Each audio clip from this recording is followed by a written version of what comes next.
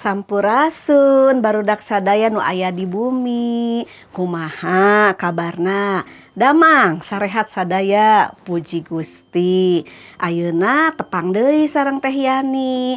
Urang bade ngadongeng, badak belajar tina cerita firman Tuhan perkawis Yudas hianat ka Yesus. Yuk urang Bandungan sadayana kieu caritana. Waktu keur mapah ka Taman Getsemani, Yesus nyarios ka murid-muridna. Moal lila deui maraneh bakal kalabur ninggalkeun kami.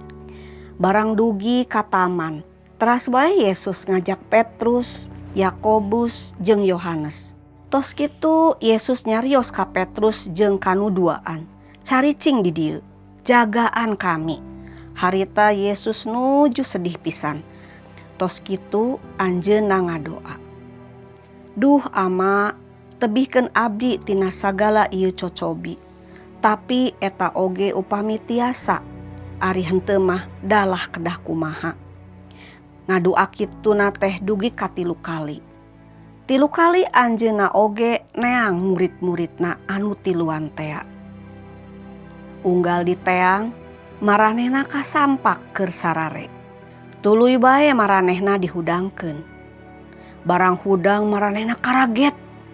Didinya geus loba jelema.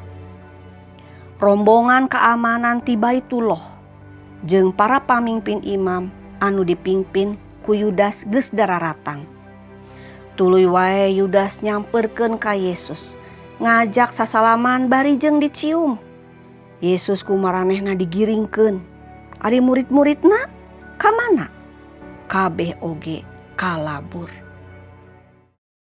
Tah kitu barudak caritana urang bade belajar ti cerita Yudas ieu. Urang teh kedah leres-leres hormat ka Gusti, mikanyaah ka Gusti oge kasasama. Di mana oge urang ayana boh barudak aya di bumi, aya di gereja, aya di sakola.